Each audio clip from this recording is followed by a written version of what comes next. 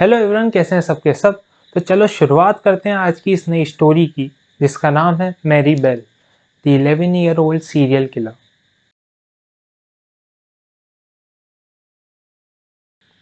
1960s में एक urban renewal project के चलते पुराने घरों को ध्वस्त किया जा रहा था,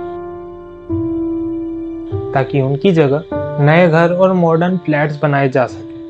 लेकिन काफ़ी फैमिलीज अभी भी ऐसे ही घरों में रहा करती थी, जिन्हें कुछ टाइम बाद ध्वस्त किया जाने वाला था, क्योंकि उन्हें भरोसा था कि सरकार उन्हें रहने के लिए नए घर प्रोवाइड करवाएगी। वहाँ के लोकेलिटी के बच्चे इन्हीं डेमोलिश किए गए घरों में या उनके आसपास खेला करते थे। ऐसी ही एक काफ़ी बड़ी जगह रेलवे लाइन के पास थी, जिसे बच्चों ने नाम दिया था टिन लिजी, और इसी वेस्ट ग्राउंड के पास वाली गली का नाम था सेंट मार्गरेट्स रोड। 11 मई 1968 को सेंट मार्गरेट्स रोड पर एक 3 साल का बच्चा बेहोश मिला। उसके सर से काफी ज्यादा खून बह रहा था, जिसके कारण वो बेहोश हो चुका था। होश में आने के बाद उसने पुलिस को बताया कि वो मैरी बेल, जो कि एक 10 साल की बच्ची थी, और नॉर्मा बेल, जो कि एक 13 साल की बच्ची थी, उनके साथ खेल रहा था। और इसी दौरान उन दोनों में से किसी एक ने उसे छत से नीचे धक्का दे दिया। यहाँ पर एक बात क्लियर करना चाहता हूँ कि इवन दो मैरी और नॉर्मा के लास्ट नेम सेम है, लेकिन इसके बावजूद उनमें आपस में किसी प्रकार का कोई रिलेशन नहीं था, एक्सेप्ट कि वो अच्छी दोस्त और नेबर्स थी। उसी शाम 3 बच्चियों के पेरेंट्स ने नॉर्मा और मैरी के अगेंस्ट कंप्लेन लिखवाई कि उन दोनों ने उनकी बच्चियों का गला दबाने की कोशिश की। मैरी और नॉर्मा को पुलिस स्टेशन बुलाया गया पूछताछ के लिए। पुलिस ने सबसे पहले उनसे पूछा कि क्या उन्होंने उस बच्चे को छत से नीचे धक्का दिया। दोनों ने मना कर दिया। उन्होंने कहा कि उन्हें बस उसकी बॉडी ज़मीन पर मिली थी, उसके सर से काफ़ी ज़्यादा खून बह रहा था, लेकिन वो कैसे गिरा इसका उन दोनों में से किसी को कोई आइडिया नहीं है। फिर पुलिस ने उनसे पूछा कि क्या उन्होंने 3 लड़कियों का गला दबाने की कोशिश की, तो मैरी ने साफ मना कर दिया।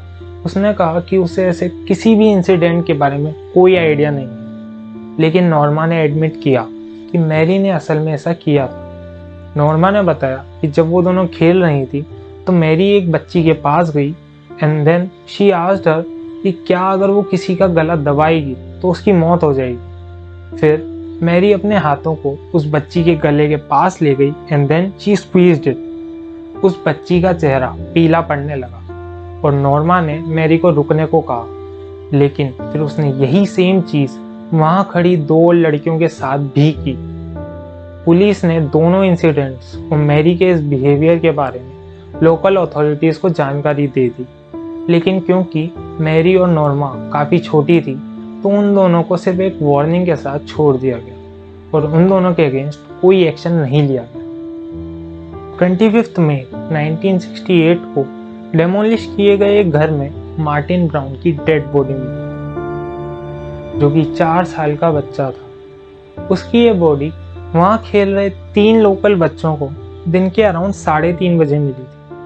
वो अपने हाथ फैलाए पीठ के बल लेटा हुआ था और उसके मुंह से blood and saliva was trickling out. एक लोकल वर्कमैन जॉन हॉल जल्दी उस क्राइम सीन पे पहुंचा टू परफॉर्म सीपीआर।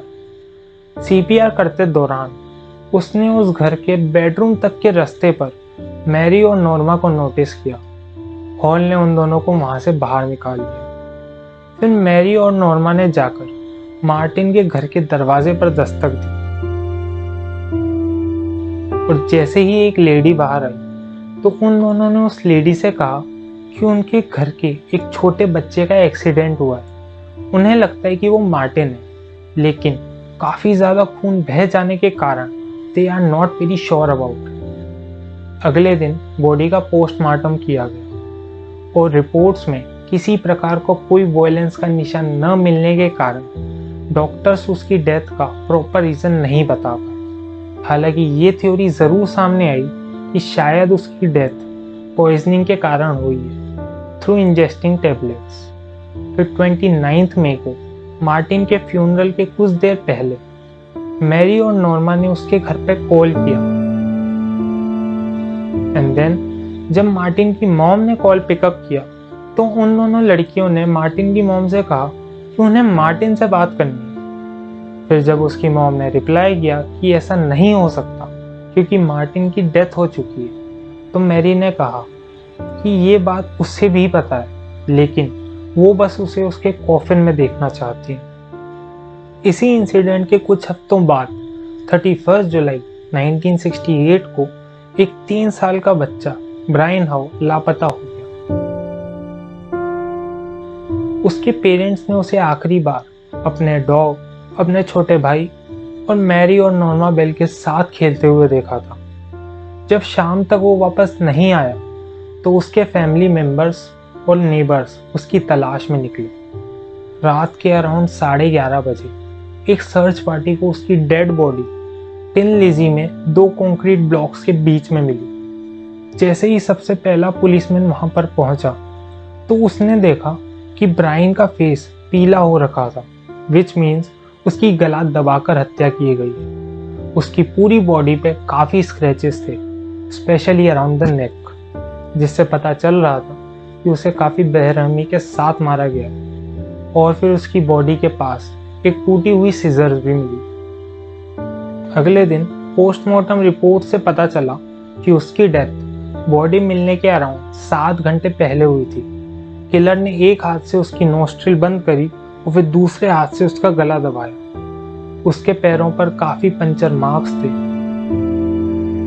शायद किलर ने किसी पॉइंटेड ऑब्जेक्ट का यूज किया होगा। उसके जेनिटल्स पर पार्शली म्यूटिलेटेड और फिर उसके हेयर्स के एक सेक्शन को भी काटा गया था। और तो और किलर ने किसी शार्प ऑब्जेक्ट से उसकी बेली पर लेटर M भी लिखा था। रिपोर्ट से ये बात भी सामने आई कि गला दबाने के लिए काफी कम फोर्स का इस्तेमाल किया गया था, जिस कारण डॉक्टर्स इस कंक्लूजन पर पहुंचे कि ये हत्या किसी और बच्चे ने ही की है। और फिर ब्रायन की बॉडी से कुछ मैरून और ग्रे फाइबर्स भी मिले। पुलिस ने उसके घर की तलाशी ली, लेकिन ये फाइबर्स उसके घर में से किसी की भी क्लोथिंग को बिलोंग नहीं करते थे, विच मीन्स ये फाइबर्स उसे उसके किलर से ट्रांसफर हुए थे। अब हर कोई डरा हुआ था और पुलिस भी हर जगह किलर की सर्च में जुटी थी। 1200 से भी ज्यादा बच्चों से पूछताछ की गई कि आखिर वो उस दिन कहाँ थे जब ब्रायन की डेथ हुई। इस पूरी पूछताछ के दौरान 2 बच्चे काफी अजीब बिहेव कर रहे थे। पहली थी नॉर्मा बेल, जो कि इस इंसिडेंट से काफी ज्यादा एक्साइटेड लग रही थी। पूरी पूछताछ के दौरान वो बस स्माइल किए जा रही थी, जैसे कि वहां पर कोई मजाक चल रहा हो। और दूसरी थी मैरी बेल, जो कि पूरी पूछताछ के दौरान हर बात को बस अवॉइड करती चली जा रही थी। दोनों लड़कियों ने ये बात एडमिट करी कि जिस दिन ब्रायन की डेथ हुई उस दिन वो दोनों उसके साथ खेल रही थी, लेकिन लंच टाइम के बाद से उन्होंने ब्रायन को बिल्कुल नहीं देखा। पूरी पूछताछ के दौरान मैरी का ये स्ट्रेंज बिहेवियर कंटिन्यू रहा। उसने एक पॉइंट पर यह बात एडमिट करी कि जिस दिन ब्रायन की डेथ हुई थी उस दिन उसने ब्रायन को एक 8 साल के बच्चे के साथ खेलते हुए देखा था, जो वहीं पर पास में रहता है। मैरी ने बताया कि वो बच्चा उसे मारे जा रहा था और उसके हाथ में एक कैंची भी थी। फिर मैरी चिल्लाकर बोली कि वो उस कैंची से किसी बिल्ली की पूंछ काटने की कोशिश कर रहा था, लेकिन फिर उसने देखा कि वो कैंची असल में टूटी हुई थी। ये टूटी हुई कैंची वाली बात सुनते ही वहां खड़े डिटेक्टिव्स को पता चल गया कि असल में मर्डर मैरी ने ही किया है, क्योंकि वो कैंची एक कॉन्फिडेंशियल एविडेंस थी जिसके बारे में सिर्फ और सिर्फ पुलिस को ही पता था। लेकिन इसके बावजूद मैरी के बयान के जस्ट बाद पुलिस उस 8 साल के बच्चे के घर गई, जहां पर उन लोगों को पता चला कि उस आफ्टरनून वो बच्चा असल में न्यू कैसल एयरपोर्ट पर था। 4 अगस्त को नॉर्मा के पेरेंट्स ने पुलिस को कॉल कर कहा कि नॉर्मा इस केस के रिगार्डिंग कुछ कन्फेस करना चाहती है। DCI डॉब्सन जल्दी से नॉर्मा के घर पहुंचे और वहां उन्होंने उससे पूछा कि आखिर वो क्या जानती है इस मर्डर के रिगार्डिंग। तब नॉर्मा ने उनसे कहा कि 31 जुलाई को मैरी उसे टिन लिजी की एक स्पॉट पर लेकर गई थी, जहां पर मैरी ने उसे ब्रायन की डेड बॉडी दिखाई। मैरी ने उसे ये भी बताया कि ब्रायन का गला दबाकर मारने में उसे कितना मज़ा आया और फिर कैसे उसने एक रेजर ब्लेड से ब्रायन की बेली पर लेटर एम लिखा। फिर नॉर्मा पुलिस को टिन लिजी के उस स्पॉट पर लेकर गई जहां पर मैरी ने उस रेजर ब्लेड को छुपाया था। 5 अगस्त की सुबह को पुलिस मैरी के घर पहुंची और इस बार Mary was very defensive against all the questions the detectives asked. Mary detectives पर चिल्लाकर बोली कि वो लोग उसे ब्रेन वॉश करने का ट्राई कर रहे हैं, लेकिन वो ऐसा नहीं होने देगी। वो एक अच्छा लॉयर हायर करेगी इस सब से बाहर आने के लिए। उसी शाम नॉर्मा से वापस पूछताछ की गई और इस बार उसने बताया कि जब मैरी ने ब्रायन को मारा था असल में वो भी वहीं पर मौजूद थी। नॉर्मा ने बताया कि उस दिन मैरी काफी मस्ती भरे मूड में लग रही थी। वो लोग घास में खेल रहे थे और फिर कुछ देर बाद मैरी उन दोनों को 2 कंक्रीट ब्लॉक्स के पास लेकर गई जहां उसने ब्रायन से कहा कि वो अपना सर ऊपर करे। वो अपने हाथ उसकी गर्दन के पास लेकर जा ही रही थी कि तभी उसका ध्यान वहां खेल रहे कुछ बच्चों पर पड़ा और फिर ब्रायन का डॉग भी भौंकने लगा। वो उन बच्चों पर चिल्लाकर बोली कि अगर वो लोग वहां से नहीं गए तो वो उस डॉग को उन पर छोड़ देगी। उन बच्चों के जाने के बाद वो वापस ब्रायन के पास आई और उससे कहा कि वो अपना सर ऊपर करे क्योंकि उसके हाथ भारी हो रहे। और जैसे ही उसने ऐसा किया मैरी ने उसका गला दबा दिया। ये देखकर नॉर्मा मैरी को वहीं पर ब्रायन की बॉडी के साथ छोड़ आई। दोनों लड़कियों की क्लोथिंग्स को एग्जामाइन किया गया और तब सामने आया कि ब्रायन की बॉडी से मिले ग्रे फाइबर्स मैरी की एक ड्रेस से एग्जैक्टली मैच कर रहे थे और मरून फाइबर्स नॉर्मा की एक स्कर्ट का प्रिसाइज मैच थे। और इसके अलावा वही सेम ग्रे फाइबर्स मार्टिन की बॉडी पर भी मिले थे जब उसकी डेथ हुई थी। 7 अगस्त को पुलिस ने डिसाइड किया कि ब्रायन को दफनाने के बाद वो लोग मैरी और नॉर्मा को अरेस्ट करेंगे। सेरेमनी स्टार्ट होने के कुछ देर पहले DCI डॉब्सन ने मैरी को ब्रायन के घर के बाहर नोटिस किया। उन्होंने देखा कि जब ब्रायन का कॉफिन बाहर लाया गया तो Mary started laughing and rubbing her hands. ये देखकर डॉब्सन हैरान रह गए। उन्हें लगा कि उन्हें जल्दी कोई एक्शन लेना होगा इससे पहले कि एक और मर्डर हो। फिर उसी शाम 8 बजे पुलिस ने दोनों लड़कियों को अरेस्ट कर लिया and they charge them for murder. 5 दिसंबर 1968 को दोनों लड़कियों का ट्रायल शुरू हुआ और जज ने उनकी एज को देखते हुए उन्हें राइट टू एनोनिमिटी दे दी on the very first day, जिसके अंडर उन दोनों लड़कियों को अपना नाम बदलकर एक नई जिंदगी शुरू करने का पूरा हक था। फिर प्रोसिक्यूशन साइड से आर्ग्यूमेंट्स आए कि उन दोनों लड़कियों ने ये मर्डर्स सिर्फ और सिर्फ मजे के लिए किए। उन दोनों को पता था ये काम गलत है और इसके क्या रिजल्ट्स होने वाले, लेकिन इसके बावजूद उन्होंने ये काम किया। फिर नॉर्मा ने अपने डिफेंस में आर्ग्यूमेंट्स दिए कि मार्टिन की डेथ से उसका कोई रिलेशन नहीं है और ब्रायन के केस में उसे नहीं पता था कि मैरी ऐसा कुछ करने वाली है। उसके अकॉर्डिंग उसने ब्रायन को हाथ तक नहीं लगाया। नॉर्मा के बाद मैरी ने अपने डिफेंस में आर्ग्यूमेंट्स दिए। उसने कहा कि मार्टिन की डेथ से उसका कोई रिलेशन नहीं है। उन दोनों को उसकी बॉडी बस जमीन पर मिली थी और फिर उन दोनों ने एक दूसरे को चैलेंज किया कि वो मार्टिन के घर पर कॉल करके उससे मिलने को कहेंगे। वो ब्रायन की डेथ से रिलेटेड मैरी ने बताया कि वो बस वहां पर खड़ी हुई थी और वो असल में नॉर्मा थी जिसने ब्रायन का गला दबाकर उसकी हत्या की। मैरी ने उसे रोकने की काफ़ी कोशिश की थी लेकिन वो असफल रही। मैरी ने बताया कि नॉर्मा ने सबसे पहले ब्रायन से कहा कि अगर वो नीचे झुकेगा तो उसे चॉकलेट्स मिलेंगी और ऐसा करते ही नॉर्मा ने उसका गला दबा दिया। मैरी ने बताया कि वो ये तक बता सकती है कि नॉर्मा ने काफ़ी ज़्यादा फोर्स का इस्तेमाल किया था क्योंकि ऐसा करते दौरान उसके नेल्स वाइट हो रखे थे और उसने ये बात पुलिस को पहले इसलिए नहीं बताई क्योंकि उसे नॉर्मा का डर था। फिर अगले दिन नॉर्मा की मॉम ने बताया कि ब्रायन की डेथ के काफ़ी महीनों पहले मैरी ने नॉर्मा की छोटी बहन का भी गला दबाने की कोशिश की थी। उस टाइम नॉर्मा के पापा ने मैरी को उससे दूर किया था। ट्रायल शुरू होने के बाद काफ़ी नई इन्फॉर्मेशन और एविडेंसेस भी सामने आए। मार्टिन की डेथ के 2 दिन बाद उसी एरिया की एक नर्सरी में किसी ने घुसकर काफ़ी ज़्यादा तोड़फोड़ की थी। इंक को इधर उधर फेंका गया था, बुक्स को फाड़ा गया था and the tables were upside down. और पीछे 4 नोट्स छोड़े गए। पहले वाले पर लिखा था, we murdered Martin Brown, fuck off you bastards.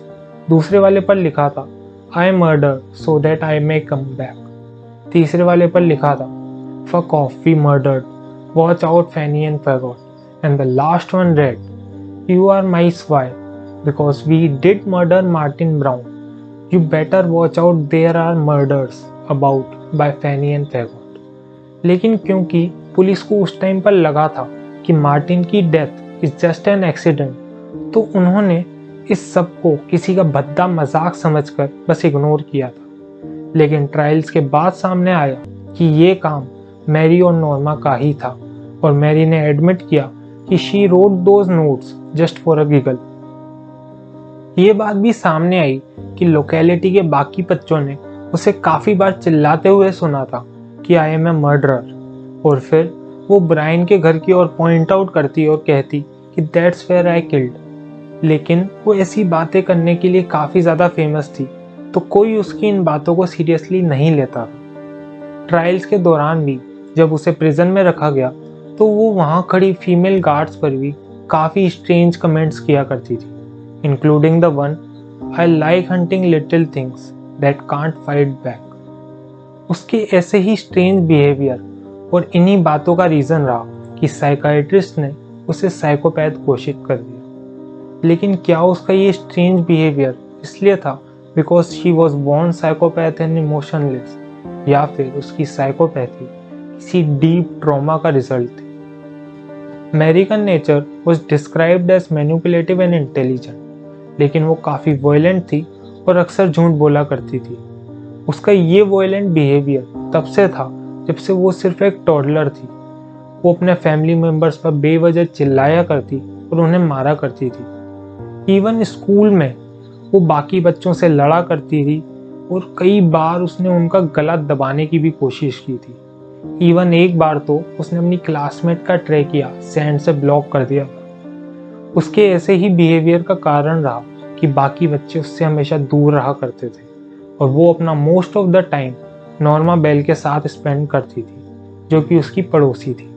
Police और बाकी लोग उसका ऐसा बिहेवियर देखकर काफ़ी ज़्यादा हैरान थे, लेकिन जब उसके फैमिली मेम्बर्स के बयान सामने आए तो उन्हें ये बात कुछ हद तक समझ आने लगी कि आखिर एक छोटी सी बच्ची इतनी इमोशनलेस और वॉयलेंट साइकोपैथ कैसे हो सकती है। मैरी की mom Elizabeth Betty Bell was a well known prostitute, जो कि मोस्ट ऑफ द टाइम अपने घर से बाहर ही रहा करती थी।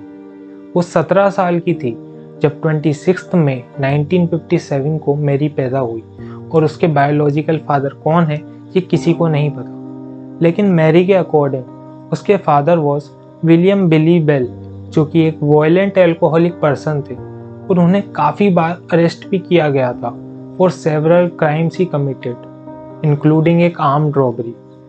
लेकिन जब बिली ने बेटी से शादी की तब मैरी एक छोटी बच्ची थी, तो it is still very unclear कि वो मैरी के बायोलॉजिकल फादर हैं या नहीं। मैरी एक अनवांटेड चाइल्ड थी और उसकी आंट ईसा मैक्रिकेट के अकॉर्डिंग जब वो पैदा हुई तो बेटी ने ज़ोर से चिल्लाकर नर्स को कहा कि इस चीज़ को मुझसे दूर ले जाओ। मैरी ने बचपन से ही काफ़ी ज़्यादा इंजरीज सही, क्योंकि जब भी मौका मिलता बेटी उसे किसी न किसी तरीके से नुकसान पहुंचाया करती। ईयर 1960 में उसने मैरी को एक फर्स्ट फ्लोर की विंडो से नीचे फेंक दिया था और उसके कुछ टाइम बाद उसने उसे स्लीपिंग पिल्स खिला दी थी। इवन एक बार तो उसने एक अननोन लेडी को मैरी को सौंप दिया था, जो कि मेंटली अनस्टेबल थी, जिसके कारण उससे बच्चा एडॉप्ट करने से नकार दिया गया था। लेकिन फिर बेटी की बड़ी बहन मैरी को वापस ले आई। Betty most of the time Mary को अपने रिलेटिव्स के पास ही छोड़कर जाया करती थी, लेकिन इतना टॉर्चर करने के बावजूद वो मैरी की कंप्लीट कस्टडी उसके रिलेटिव्स को नहीं देना चाहती थी। उसके फैमिली मेम्बर्स के अकॉर्डिंग मैरी 2 साल की उम्र में ही काफ़ी अकेली हो चुकी थी। फैमिली मेम्बर्स की साइड से और भी बातें सामने आई, जिनके अकॉर्डिंग मैरी ने अपने एक 5 साल के दोस्त को ट्रक से टकराते हुए देखा था, जिसके बाद उसकी डेथ हो गई। बेटी मैरी को इंटेंशनली ड्रग के ओवरडोसेस दिया करती थी। ऐसा माना जाता है कि बेटी मानचुसन बाय प्रॉक्सी सिंड्रोम का शिकार थी, जो कि एक ऐसा बिहेवियर है जिसमें पेरेंट या गार्डियन इंटेंशनली अपने चाइल्ड में साइकोलॉजिकल या फिजिकल सिम्टम्स इंड्यूस करते हैं ताकि उसे एक स्पेशल अटेंशन मिले। बेटी को ये स्पेशल अटेंशन काफ़ी ज़्यादा पसंद थी। इस अटेंशन के लिए उसने एक बार फैमिली मेम्बर्स के सामने ये झूठ तक बोल दिया कि मैरी को ट्रक ने कुचल दिया है और उसकी मौत हो चुकी है। मैरी ने बेटी पर यह आरोप भी लगाया कि वो उसे as a sex prop use करती थी और अपने क्लाइंट्स के हवाले कर देती थी, where she was allowed by Betty for sexual abuse. बाकी फैमिली मेम्बर्स की अगर बात माने तो ये बात सच्ची नहीं है, लेकिन अगर यही सच्चाई है तो ये मैरी के इमोशनलेस और वायलेंट बिहेवियर को काफ़ी हद तक एक्सप्लेन करती है। ट्रायल्स के दौरान मैरी और नॉर्मा ने एक दूसरे पर आरोप लगाए, लेकिन इसके बावजूद उन दोनों में काफ़ी स्ट्रेन सा बॉन्ड था। कोर्ट ने मैरी पर साइकोपैथी टेस्ट करवाए एंड रिजल्ट्स वर पॉजिटिव और मैरी में क्लासिक सिम्टम्स ऑफ साइकोपैथी पाए गए और इसी वजह से वो अपने एक्शंस के लिए कंप्लीटली रिस्पॉन्सिबल नहीं थी। 13 दिसंबर को नॉर्मा के लॉयर ने उसका क्लोजिंग आर्ग्यूमेंट दिया, जिसमें उसने कहा कि नॉर्मा के खिलाफ कोई भी रियल एविडेंसेस मौजूद नहीं है और उसके अगेंस्ट सारे आर्ग्यूमेंट्स सिर्फ और सिर्फ मैरी ने ही दिए और इसी वजह से उसे इनमें से किसी भी मर्डर का गुनहगार न ठहराया जाए। वहीं मैरी के लॉयर ने उसका क्लोजिंग आर्ग्यूमेंट दिया कि उसके पर्सनैलिटी डिसऑर्डर और रिटार्डेड डेवलपमेंट ऑफ माइंड, जो कि उसे जेनेटिकली और एनवायरमेंटल फैक्टर्स के कारण मिला, उसके चलते मैरी ने ये क्राइम्स कमिट किए हैं और नर्सरी में मिले उसके नोट्स उसने बस एक पर्सनल अटेंशन गेन करने के लिए लिखे, इसलिए she was not completely responsible for her acts. 17 दिसंबर को जज ने अपना फैसला सुनाया और नॉर्मा पर से सारे चार्जेस हटा दिए और उसे रिहा कर दिया गया। वहीं मैरी पर से मर्डर्स के चार्जेस हटा दिए गए, लेकिन उस पर 2 बच्चों के मैनस्लॉटर का चार्ज लगाया गया। मैरी बाकी बच्चों के लिए काफ़ी ज़्यादा डेंजरस थी और इसी वजह से she was sentenced to be detained at her majesty's pleasure, जो कि एक इनडेफिनाइट इम्प्रिजनमेंट का सेंटेंस है। 9 साल बाद 1977 में मैरी ने जेल से भागने की कोशिश की, लेकिन उसे पकड़ लिया गया और इसके बाद भी टोटल 12 साल की सज़ा जेल में काटने के बाद 1980 में उसे रिहा कर दिया गया और अब उसे परमिशन दे दी गई to start a new life under a new name. फिर 4 साल बाद 1984 में मैरी 27 साल की हो चुकी थी और उसने एक डॉटर को जन्म दिया। उस टाइम पर वहाँ काफ़ी डिस्कशन चला कि उसे ये बच्चा पालने देना सही है या नहीं, बिकॉज आफ्टर ऑल उसने 2 बच्चों के मर्डर्स किए हैं, लेकिन फाइनली उसे अलाउ कर दिया गया टू रेज हर चाइल्ड। फिर 14 साल बाद 1998 में मीडिया को मैरी की करंट लोकेशन का पता चल गया और जहां वो रह रही थी वहां हंगामा खड़ा हुआ। उसकी बेटी को उसके पास्ट का पता चल गया and she was forced by the media revolution to leave her home, जिसके बाद अंडरकवर ऑफिसर्स के साथ उसे एक सेफ हाउस में शिफ्ट कर दिया गया और उसके कुछ टाइम बाद उसे यूनाइटेड किंगडम में ही एक नई प्लेस पर शिफ्ट कर दिया गया। उसी साल उस पर एक किताब लिखी गई, cries on earth the story of Mary Bell, जिसमें उसकी बिफोर और आफ्टर क्राइम की स्टोरी को बताया गया। 2003 में मैरी ने एक हाई कोर्ट केस जीता, जिसमें उसे, उसकी बेटी को और उसकी ग्रैंड डॉटर को लाइफ टाइम एनोनिमिटी दे दी गई और अगर अब किसी ने उसकी आइडेंटिटी रिवील करी तो उसे सज़ा दी जाएगी। 2003 के बाद मैरी की लाइफ में क्या हुआ और अब वो कहाँ है ये किसी को नहीं पता। तो यार यहीं एंड होती है ये स्टोरी, लेकिन मैरी बेल की लाइफ नहीं। होपफुली उसकी बाकी लाइफ काफ़ी अच्छी स्पेंड हुई होगी और अगर आपको कुछ भी एडिशनल इन्फॉर्मेशन पता है तो कमेंट सेक्शन में ज़रूर बताना। और अगर ऐसी ही स्टोरीज़ और सुननी है तो जुड़े रहिए चैनल से। लाइक, शेयर एंड सब्सक्राइब जल्दी मिलेंगे अगली स्टोरी के साथ। तब तक के लिए बाय बाय, टेक केयर।